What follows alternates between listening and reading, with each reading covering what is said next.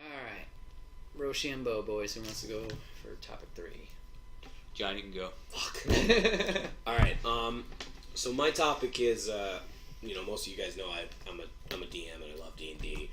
I just love to be able to create stuff and have fun with, my friends sitting around a table, just making up imagination. Like, I remember when I was a kid, I used to, just create stories and just, talk to myself and map out this whole story and make these characters and, imaginary friends type deal. Mm-hmm. But, I know what I can do with my brain. I kind of want to know, what you guys would do, because I know you've expressed a lot of interest in wanting to be a DM, and I want to help shape that. I want to help push that if I can, and giving you some creative ideas, helping you shape a story, where you should go with it, how to make sure that your players are interactive and involved. Right. So I kind of want to know, and also this goes for John, just if you could create your own story and your own characters, say you have one main character and he's just sitting in a tavern, create the world around him from the tavern out, and what would that look like? What would you want it to be like? Gotcha. I don't know. Typically D&D's medieval, right? There are other scenarios where actually Critical Role, put a plug in there, I guess. Nobody important. Nobody important. They suck. Every Thursday they're on Twitch, something like that, for 4 hours. They got 20,000 subscribers on Twitch. Yeah, don't have that number blasted on their channel at all. I'm like, God damn, that's a lot Yeah, of money. it's I wish I had. Yeah, it's right at the top. It's $5 for each of these motherfuckers. Okay, whoa, look at that number. Yeah.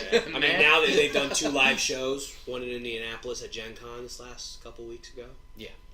Nobody big. No, just important. Matt Felicia Mercer. Day didn't make the company or sell it to Legendary. Yeah.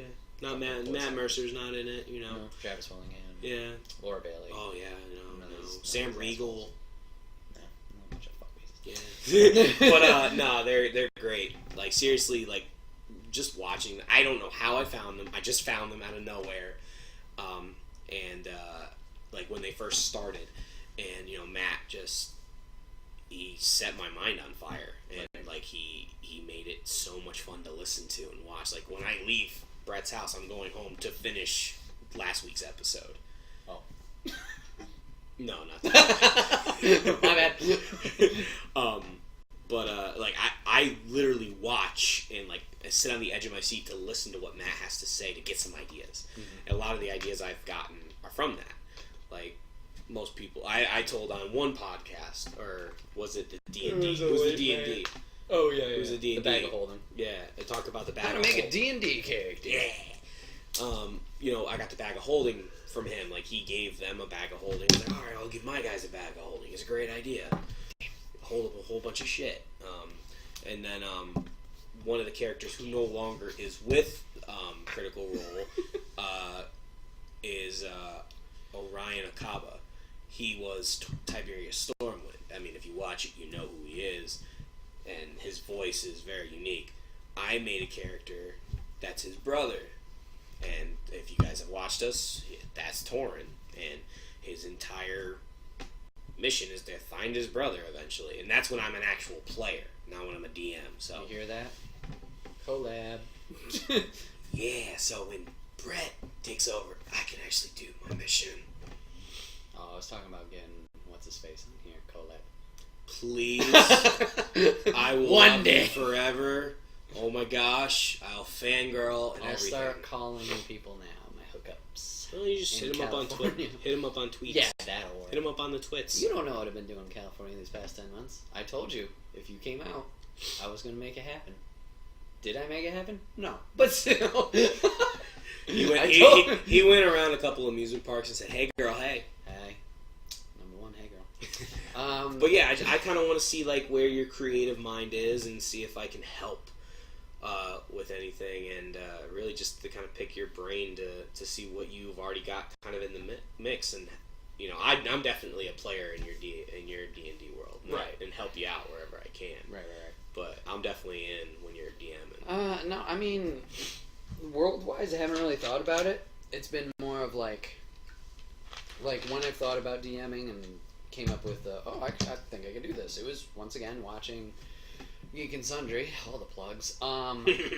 Like Matt, just the voices, like how he could get into characters and stuff like that. Like me, I think the biggest thing is going to challenge me is dialogue, like coming up with that on the spot. But you know me, recently doing voices. Oh, Brother Nero! I have been expecting, random shit like that, and like Cat Chef and Brutus and all these things. Oh yeah, no good, no worries. We'll get him in. We'll get. I just Dio in. Yeah, I just sent him a text. I just want to let you know. Yeah, thank you. But yeah, I think like that would be fun. I think it's one of those things, once again with the games, like getting together with your buddies, just having a good time. Yeah. So the world, I mean, I've always enjoyed Lord of the Rings and stuff like that. I think it would just be, I've always loved medieval ages, but with that fantasy aspect. Yeah. So I can't think of anything like super crazy. It'd be wrestling. Well, yeah, I mean, just to give you a background, like the guy I played with, down in North Carolina. Yep. That's what he did. He used Lord of the Rings. Him and his family and our friend James is big into Lord of the Rings. Like, James has read all the books, the Silmarillion, everything that has to do with the lore before and after the war. So, like, you literally can walk up to him and just be like, tell me everything there is to know about the Lord of the Rings, and he can give you, like, a 5-hour lecture, and, like, you'll have it. Wow. Yeah. Not bad. But, so that's pretty much, like, what Taylor and James have based it off of is Lord of the Rings, pretty much, because they have such a big love for it. And like how you said, is it just fantasy? Well, not really, because when Matt Mercer actually took a Thursday off, Liam said, "Hey guys, I have for free moment. Let me DM for you because I'm DMing for my kids and I'm getting good at it." Mm-hmm. And they're like, let's play a game. What he did was he actually made it like they were in the studio recording like their jobs, like their normal everyday life. And it was really cool because in the middle of it, he made it like this alien, like road warrior type of apocalyptic world. Huh. And they each had their own type of skills. Like Sam had this little pug, and he was a beast tamer. Or what Laura was, a hunter with a dog. Yeah. And he used from their own life experiences, like there was a bow and arrow, and Sam had it, and Sam actually did archery back in the day. Yeah. Laura was a rogue because she loves being rogues. Travis was a brute, and Travis doesn't always play brutes. They said it in that episode. And I think it was only like 4. And then Taliesin was in there as well, and I think Marisha wasn't there because she was with Matt. Mm. But he painted it so that like if we were sitting right here, I could make up a story. He's like, okay, so we're just sitting around just filming something, and all of a sudden the lights go out, lights flick on, there's a monster in front of us, what do we do? You can do it like that. Okay. So you can really make it whatever you want. You can do futuristic, but you got to be able to take the characters, adapt them to what it is. Because like if you take, we'll take a monk into a futuristic Warhammer 40K. Yeah.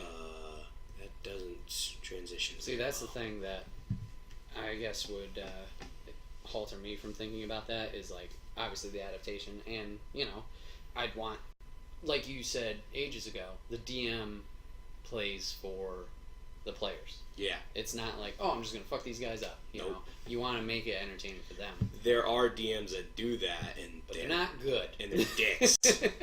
So I mean, that would be a thing too. I would have to discuss with the 4, 5, 6 players. That's another question. Like, how many people do you want to play with? Right. That's definitely because there's more moving pieces that you have to. Yeah. Because Matt said that they actually started with Pathfinder and they moved to D&D because they had about 8 people, and the way that the battle system went, it went so much smoother with so many people that they just switched, because Pathfinder's got so many different multipliers for so many different things that it's just it's so confusing. But they started with Pathfinder, so, and I mean, Matt creates his own home brews of characters and whatnot. He's got like maybe 3 or 4 different characters that he like character classes that he's made for the public. That's free on the Dungeon Masters Guild, all free. Pay what you want, you know. I get it for free because love you, Matt Mercer. Throw that plug in. Please. But long hair power. But yeah, it's kind of like where it starts. Like for me, when I started our campaign, I had an idea. I want a city called Quarry. It's kind of a blue collar. It's kind of like a blue collar, but also a white collar monarchy. And that's where I started it. Like, that's where I want you guys to end up. So I'm kind of shaping it so you end up there eventually, and then you guys can do whatever you want. Because, like, in Critical Role, what's it called? What's the city that they're in? You got me. I don't know. The big city that their Grayskull Keep is in. It just escapes me because they haven't been there in a long while. It's just destroyed. But, Taldore? That's the world they're in. Eamon? Amon. So they're Thank you, internet. So they live in Amon, and like that's the big central city for them. They have all the different like magical stuff they can have. Their keep is there. I kind of wanted to have a central hub, and I liked the word quarry, so that's the name of the state. There's a whole bunch of different city-states. This one was a monarchy. And it was one of the richest and wealthiest because their marble was, very well sought after by, kings and queens and people of high stature. So that's kind of where my thought process started. So it's definitely good to start somewhere. Yeah, I don't know. It'd be the typical, hey, we're in a bar. Something's going on. And then, I don't know. I don't really have that much plan for a world, but it'd be kind of just roll with the punches and that open, I would think more field and maybe eventually go to a mountain or some shit like that. But yeah, to be honest, Well, then let me paint you a scenario then. So, like, John's gonna paint. Yeah. That's a terrible paint. I'm sorry. It looked like an A. So, when you're in that bar, say John and I are your players, and John's like, you know what? Fuck this bar. These people here, I hate them. I want to leave. Yep. He walks out. You gotta think of the next thing. It's like, fuck, okay. Yeah, it's a town. Yeah. Opens up the door. You open up the door and you see a hustle and bustle town. Is it big? Is it small? Are you just in the fucking bumfuck nowhere? You gotta be quick on your feet and adapt to the players because they're not going to take that path that you want always. Like we've noticed with our campaign. Yeah, trust me. Fucking A. Seriously, like when you did that shit, I was like, fucking A, Brett. I had a plan, and then you just went, whee! Yeah. It's a good thing I made Forrest a fucking made him pretty strong. So I was like, shit, how many freaking couch buildings you got? I wasn't getting out of there. My insanity is just not on par in that game. No, because that was the thing. Like, the campaign was fun for me, but I wanted to get the people more involved. Not that anybody watched it, but I mean, it'll be on YouTube one of these days. We're on episode 13 now. 14, Go watch it, people. 14 coming out Monday, but I mean, the single one-on-one D&Ds, we still got plenty of time before those come out. So hopefully when you see them on YouTube, maybe 5 months from now, you enjoy it. But yeah, I just was like, I'm going to ham it up so hard. And just like, I gave my character more backstory of like, Panthro wasn't around. Why isn't he around? How does that affect my character? And then, only Torrens with me. What happened to the group? Yeah. I don't know. Something must have happened. Yeah. So apparently some of my spears are loose, and I'm going to roll with it. Yeah. And like when we ended for the last one, I really want to continue going. Yeah. Because it's now, the story is actually getting interesting because we found Rowan. Yeah. Oh, Rowan was with Varus. And then like, wow. Torrin is kind of tore up about what happened. Now he's thinking about becoming a cleric because, I'm religious. I want my guy to be what I want him to be. Yeah. So it's that change of story, which makes it more interesting. It's not the same stagnant path. Yeah. And then it shapes who he is after this because, like, he's going to be completely different after this. Yeah, so hopefully soon we'll be able to record more of those. And who knows, maybe I'll put those episodes up earlier because it's technically tied in with the other campaign, which is why I don't want to release them too early. Because not that we reference what happens all that much, but I mean, it could still be like, oh, what the fuck? I don't remember. Oh, it's like well, it could kind of be like the way that they did old Wolverine when he goes, like when they go into the future in America's Wasteland and Hulk owns all of us. Old Man Logan. Yeah, Old Man Logan. Good comic. Like we could could read it. Like currently, my copy is traveling the United States of America. Yeah. But like it could be like that kind of thing. Like I gave it to McAuliffe. He borrowed it and read it, and now with JC moving back, he has it. I'm like, don't worry about it. Like giving it back. I'll know where it is. Yeah. It's not going anywhere. He's like, no man, I'll bring it back. Okay. So yeah, it's currently slowly going across the United States. Yeah, so it's like, you're Old Man Logan because Logan's crazy in that time, no, he's just a hardened warrior that just has given up. He's like pacifist. Because of what's happened to all of his friends. Well, then I would say that that's more like Torrin at the moment. Like, he's like where he is at right now. He's on a fringe and he's about to break, and he's kind of broken, but he's trying to figure something out. And then there's Hawkeye, who is just an asshole. Yeah. Which is Thor. Wait, what? I ain't an asshole. You're becoming one. No. You're becoming a crazy asshole. I'm not an asshole. I'm just like, Boris, you're being an asshole. We have history here. Yeah. Don't treat me like a fucking criminal just because I found a dead woman in the fucking alley randomly at night. Yeah, so, the story's interesting. Like, I can actually see that Brett is enjoying it. Yeah. That's what brings a dungeon master to life. Is like, oh, you're enjoying my story. Fuck you yes. feed off that energy. Like, oh, I'm doing something right. Yeah, seriously, like, there were times when I was playing with you guys, like, I was like, fuck, is anybody really enjoying this? Like, I'm really lost. But then, like, when I would get emotions out of people, like, I got emotions out of, Nat and, Reyna, for when, I made us kill the dinosaurs. Oh, yeah. I don't want the dinosaur as a pet. You can't do that. What? Yeah, like, I was like, shit, I'm about to make Reyna cry, fuck. Yeah. I was like, I must be doing something right. Oh, jeez. Shit. Making little kids cry. Yeah, I wasn't, yeah. But no, like, that's definitely a dungeon master, like, when a dungeon master sees that people are engaging and they're having fun, and it's like, they're enjoying the story, and they're like, what's gonna happen next? What do you have planned next? Like, when they're asking that, I really believe that that's when it becomes fun. Or even, like, I'll change the premise of the question. Like, I know you would play a bard. Like, what would your character be like? Like, what would your bard be like? What would his name be? Like, what does he do? What's his backstory? Like, I honestly have no idea, like, name-wise, but I feel like I have more character, or have more fun just going a direction I would never in real life. Like, with the making content on Twitch and everything like that, I've definitely become more social and stuff like that. At least I'm trying to. But, like, that, when you hang out with your friends, like, you become a different person or you act differently. Like, I want that to be more me. Because it is me. I just want to feel more open to do that anytime. Not like, oh, this person doesn't know me. I have to be all quiet. No, So, like, not... Obviously, that character is not me, but, like, amplifying it, like, times 10. And just being that goofball character that we can all enjoy and laugh at.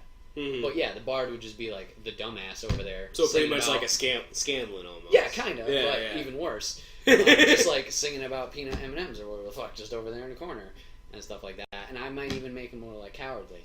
And stuff like that. Just, like a false... Like, oh, we're over here. Oh yeah, that's definitely bravado. Yeah, that's definitely Scanlan. And then when in we're every battle, way, I'm like, oh fuck, just panicking. So, I don't know. It'd just be one of those, like, just kind of go with the flow and, like I said, be amplified to the nines, doing whatever the fuck. Yeah. So. What about you, John? I mean, I know that you've wanted to play D&D. I don't know. I think you said you have played, and you actually had a bad DM. I remember you telling me that. Yeah, we had a bad DM. He tried to force so hard us to go this exact specific path that it would be the point that literally anything any of us, I think there was 5 of us playing, any of us would do, and I would be like, I'd come in 1 week, and then be off for 2 weeks, and they, one off me. Somebody would roll for me, and come back, but it was to the point that he would have us roll for literally everything. Every single slight motion that we would roll, we'd roll for something, and then he'd roll one of any random number of characters he would have come in the room to try to steer us in this one direction. To the point that the character the main soldier or whatever that he was, had going on, was so incredibly powerful, and it would, somehow always roll, 18, 19, 20s, for everything, until we got lucky to the point that we just decided to kill ourselves. Just to throw him off. Yeah. And he didn't have anything really planned for that, and then we kind of said, fuck you, and never played again. That was actually one of my big concerns. Like, I wanted to make sure that they actually had a lot of freedom in their game. I didn't want to be the dick DM, because I was a player DM. Like, I played with Torin. He was kind of like an NPC, but he was my character. I didn't want to be like, oh yeah, one of those DMs, like, oh yeah, I give Torin all the best shit because I like him. Fuck everybody else. I didn't want to be that way. Like, I fucking gave Brett probably the most badass weapon ever. Like, a bow that never runs out of fucking ammo. Yeah, I like not having to track shit. I'm like, okay, I just got an arrow. Woo-ha! Yeah, like that. I think that was probably the boss weapon ever, and it catches people on fire. Yep. It deals fire damage. And I think I gave you another one. I just can't remember what it was. You gave me those lightning arrows that I never used. You still have them though. Do I? I thought I got them taken away. I don't think they're gone. I erased them. Oh, you still have them. Okay. I'm pretty sure you still have them because the axe is still there. Yeah, that was the only thing, because it was in the bag of holding. Like, magical forces don't... But you had it in your quiver. Yeah, but that was out in the open. Next time on D&D, we figure out what the fuck happened to my arrows. I'm retconning it. You still have them. Yay! Yeah. In the future, I'm gonna use them in fog cloud mode. Fog cloud, passion, like...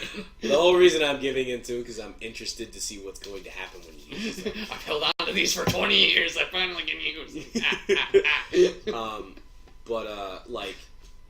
I gave everybody boss weapons. Like, it took me probably an hour alone on one weapon for Dio, because I had to actually make Dio. They had nothing like gauntlets, fighting wise, so I had to make it up, and I made up pretty much everybody's. But I took some of it. What did he get again? He got you remember God of War 3, those Hercules The lion things? Yeah, Yeah. pretty much that's what he got. Ah. But I made it so one was fire, one was thunder or lightning, and he would have magic with it. Oh, yeah. And they had charges, and once the charges ran out, he lost all magic. They were just Regular weapons. things. Yeah. Regular gauntlets that gave him a +2 to his strength or dexterity, whichever one he chose. Uh-huh.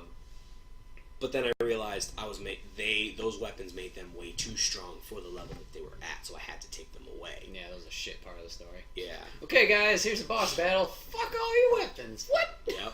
Thanks a lot, God. And that was the moment when I realized, all right, I need to actually steer this story to make them go somewhere, because right now they're on a boat and they're actually winning against all these constructs. And then we were in prison. Then they go to prison. And we had to break out. And Panther was hungry. And stuff happened. Anyways, that will be in a D&D episode eventually. But, so, like... Eventually. Yeah.